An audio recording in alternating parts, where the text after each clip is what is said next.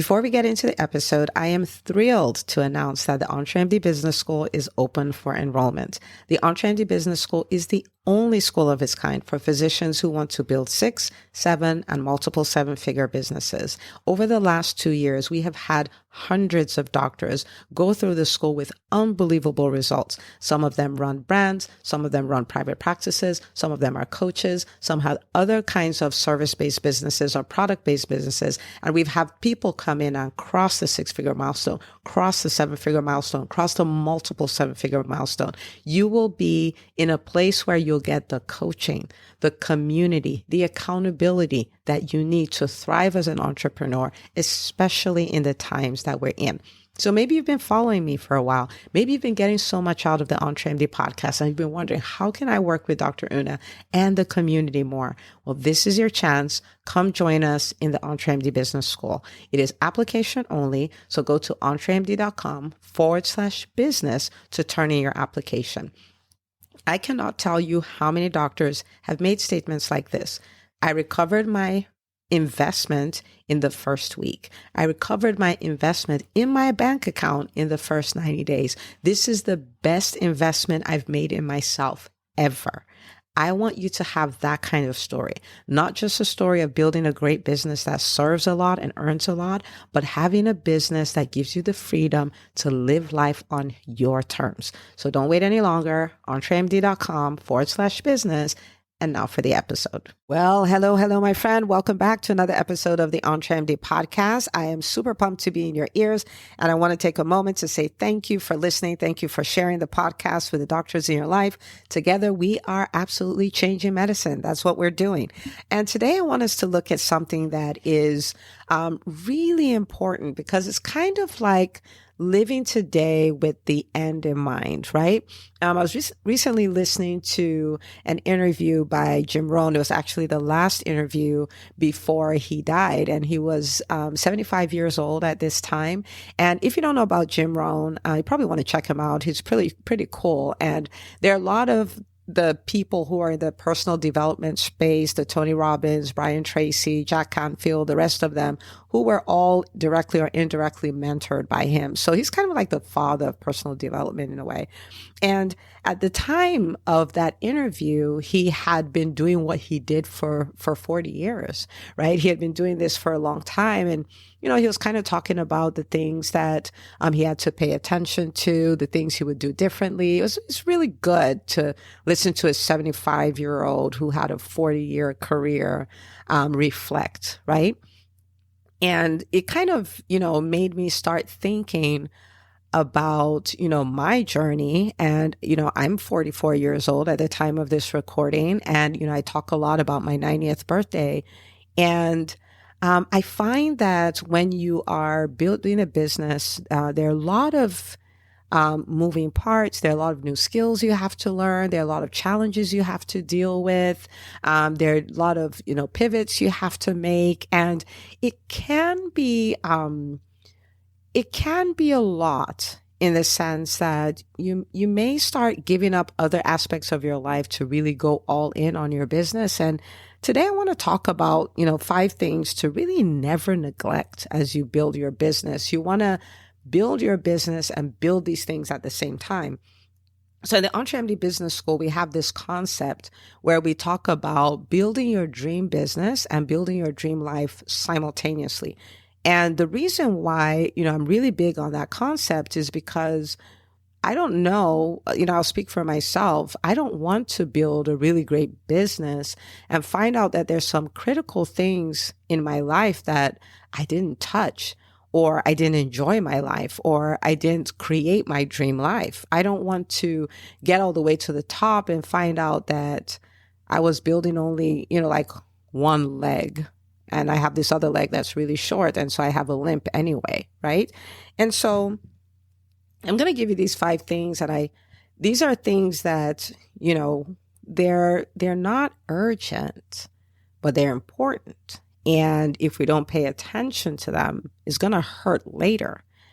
And I would really love for you to go through your journey as an entrepreneur, create a life that you love, you absolutely love, and get there and realize you paid attention to all the right things. So the things that matter, you invested a lot in them. So you have them too. Okay. So let's take a look at these.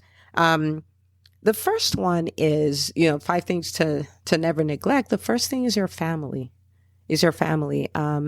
in my value system, the family comes before the business. It does. It in my value system, it is always before the business. I have no interest, none whatsoever, in building a business that is wildly successful. And at the end of the day, my marriage is in shambles. My kids don't want to talk to me. I didn't build a relationship with them. I didn't enjoy watching them grow up and all of those things. I have no interest in doing that. And sometimes we can think, well, with what I have to do with my business, I just don't have time for my family. And, I want to invite you to kind of look away from making statements like that. So think about your brain as like ChatGPT, right? It's the prompts that you put in it that determines what this powerful machine will spit back out at you, right? And so if you put into ChatGPT, well, I'm running a successful business. I don't have time to run my family, to take care of my family, invest in my family. ChatGPT is probably not going to give you a response because that is not a prompt that is going to produce a response, right? But if I put into it, well, I run a very successful business and it requires a lot of my time, and I am married and I have 4 children. What are 25 ways I could create time to invest in my family? Then I've given it a prompt that it can respond to, right? And so our brains are that way. So we don't want to make these final statements like, I don't have time to do that, or I just have to give up the business then, or give up my family then. The question is, how can I do that? How can I build a dream business and still have the time I need with my family? And then your brain, which is a really sophisticated computer, can then come up with some things that you can do. Okay. And so we don't want to neglect our families. I spend a lot of time talking to people who are older. So 70s, 80s. I hope I'll get to speak to a 90-year-old one of these days. That would be so cool. And they talk a lot about family. It is at that stage, it is a priority for them. And I think if something's going to be a priority when I'm 90, I want to start prioritizing it now, right? And so, if you've seen one family, you've seen one family. So I'm going to share some of the things that I do, but it doesn't mean, that's just some starter for you to think about it, but you'll know what works for you. And so for me, one of the things I do with my husband is I make sure that, we decided on a date night. And so Tuesdays are date nights, and it's a time where we don't talk shop. We really like talking shop. So it's a time where we don't talk shop. We both pastor church. We don't talk church. We're kind of talking, checking in with each other and things like that. So it is this time where we spend with ourselves. We would try to do a number of couples vacations a year. Some of them will be local. And so in Georgia, but we'll go somewhere, or it would be somewhere like Florida, or it'll be international. And, we just do these trips, no kids, it's just 2 of us. And again, it gives us this time to really connect and lean in, check in, share vision, share what's on our heart and things like that. And it's something that works really great for our marriage. We've been married 17 years at this time. And, it's been such a gift.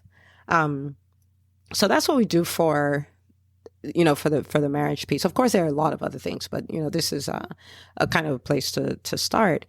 And for my kids, one piece is really spending time with them. And I've talked about this a lot on the podcast. I have this thing we call it Meets Week. So it's MTWK, meaningful time with kids. And I'll just make sure that I am stopping to really, check in with them, play with them, have conversations with them, be silly with them, do all of those things. So I'm not neglecting that. I actually schedule that every day. And so that's on one side is the time spent. But the second piece is really the time spent in training. And I've started leaning into this concept so much more because I know for my kids, the real legacy that I'm going to leave them is not necessarily money, right? And if I'm a good steward of my money, I will leave them money, right? And quite a bit of it. But it's also the thing that created the money, right? And so the wisdom that I have, the knowledge that I have, my decision making algorithms, the habits I have, the habit of reading, the habit, like all of these things, instilling those in them, I believe is a true legacy. And so I have the time I spend with them, but I also have the time I spend training them on the things that have made the biggest difference in my life. And then, as the years go by, I have different ways of doing it. But, the things that I'm great at, I want to help them become great at them too. Right. And so, but I don't want to neglect that. Right. And in the beginning of a business or at a time when you're making a drastic change, it may be harder you may have less time to do this. And then as you go along and build teams and all that, you have more time. But the important thing is to give it some time, and you can do more as you get more time. But this is something that is so critical, so vital, so important. I believe, investing in your family, really is a huge legacy. It's what makes your work continue forever because you invest in them and they invest in the next generation, and enjoying your family and your family relationships getting better as you get older. I think that's all fantastic. And I don't believe there's a business in this world that is worth giving that up for. Okay. So that's the first thing to never neglect. The second thing to never neglect is your health. And, the way my husband talks about this, he says your body is your earth suit and it's what gives you the rights to stay here. Same way if you're in space, you need a space suit. And once you abuse it, then you have to leave. Right. And so if I want to live till I'm 90, I want to be strong till I'm 90. Well, the time to start working on my health is not when I'm 90, right? And so it's something to pay attention. Am I drinking enough water? Am I getting enough sleep? I'm 44, so am I doing strength training? Because I'm going to need that muscle mass and I'm going to need the strength. What are my cardio? All of those things. And am I getting my checkups? Am I getting my screenings? These are things that it doesn't matter how busy the business is. We want to start doing these, right? If you're busy, you're probably going to do a little less. And as you get less busy, you're going to do more. But we never want to neglect it, right? We're going to need that. You're going to need your body later.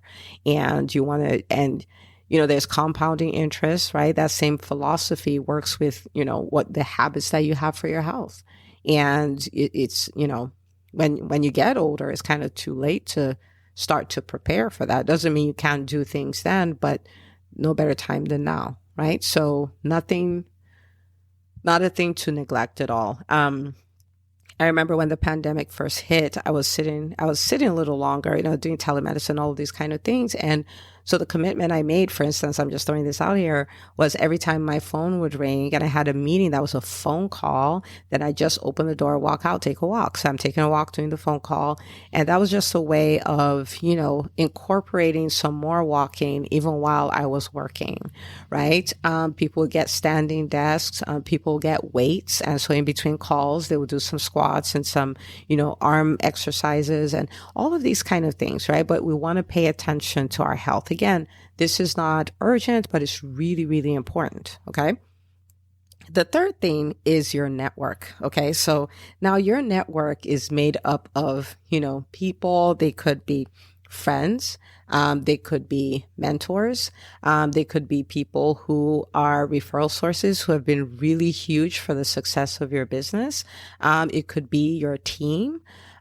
Your human relationships, we refer to those as social capital, and social capital a lot of times is more valuable than financial capital. Like the people will absolutely change your life. And you want to make sure you're nurturing those relationships. So for instance, for mentors who have made such a big difference, something as simple as sending in a handwritten card to say, look, thank you for this. I had this meeting with you. You told me this. I've applied to my business, or I've applied to my family. I've applied to wherever. And this is the result I've gotten. I really appreciate you in my life. nurturing those relationships, I mean, that is something you never want to neglect. Those relationships are gold. And, human relationships are like, they're like flowers. They're like plants. You're going to have to water them, right? You want to pay attention to the people who help you with your kids or the teams who help everything go round, all of these things. You don't want to be so into the business and so into the drive and so into the target that you forget to see people. If you are surrounded by great people, you truly are wealthy. And that's the truth, right? You have friends who stood with you in storms and all of those kind of things. When was the last time that you reached out? When was the last time you watered that relationship? Because you're going to need them. You really are. And so that's something, again, you don't want to neglect. The fourth thing you don't want to neglect is your purpose. And, this is something to think about. Usually it's, you may be able to do this through your business. Some of the times it's something that, you may do after you've created financial freedom and created time freedom, in your business, right? So, for me, if I can use myself as an example, well, I started off, after career-wise, I started off working a job as a pediatrician in a practice in Stockbridge, Georgia. And while I was there, I'd been there for, I want to say about 8 or 9 months. And my boss says, here's a 5-year contract. And I'm like, I can't do a 5-year contract. I need to move anyway, so I'm not going to be staying. And he says, okay, you should start your own practice. And, initially I was like, you're nuts. Nobody starts a practice right out of, a year out of residency. But you ultimately went on to start a practice. But when it comes to purpose, I have always had this drive to help people become the best versions of themselves. Like I've always had that drive. I've always wanted to help people. I've always wanted to inspire them, help them develop habits, show them how little things can make big differences, show them how they could do things scared, they can do things messy and still create big results. And my purpose was tied to that some kind of way, right? And so I had the business, which was my private practice, but I also had this purpose. And like what I do with EntreMD is part of that, because what I'm doing is helping doctors build these very profitable, very successful businesses and bringing them to this state where they're bucking the status quo. They can live life on their terms. They can practice medicine on their terms. And it's truly magical. It's part of my purpose, right? And so it's this dream that I have. And so you're listening to this, you may have this dream and you've been busy and all of those kind of things. You haven't been able to touch it. Well, you don't necessarily, if you're at a stage where you're building a business and you need the time, you're probably not going to build like multiple things at the same time, especially if you want to build big. But then you understand, okay, I have to create the time freedom for this. So what that means is I'm going to build the current business I'm in as a business asset, meaning that I have the service, I have the systems, and I have the team. So this can function like a well-oiled machine without me. And so that way I have the freedom to then chase whatever purpose, passion projects, any of those things that I want to pursue. But keeping that at the forefront of your mind means you don't lose that. You still go on to do that, right? You still go on to accomplish that, which is huge, right? So we don't want to give that up because it's, it's something that doesn't go away, right? Like you may be 50 years old listening to this and this has been something that's been on your heart since you were 10. It doesn't go anywhere, right? And so at some point we want to take some action on that. And then the final thing is, the final thing you never want to neglect is your evolution. And when it comes to your evolution, I want you to kind of think about it this way. Your life and your business are the way they are because of the version of you that currently exists. The version of you that currently exists created it. And if you want your life to be different, if you want your business to be different, then you need to evolve. And so when we think about this, like I want you to think about you as a doctor. So you were in high school and you decided, the doctor thing is what I want to do. It required your evolution. And so because of that, you went to pre-med, and because of that, you took the MCAT and you did what you needed to do to get a great score. And then you went into med school, and then you went into residency, and all of that. All those years, what you were doing, you were evolving to become a doctor, right? And sometimes when we get to that point, we're like, oh my goodness, I am never doing this again for as long as I live. Well, who wants to be the same for 40 years, 50 years, 60 years, right? Because if we're the same, then we're going to produce the same result and the same life and the same level.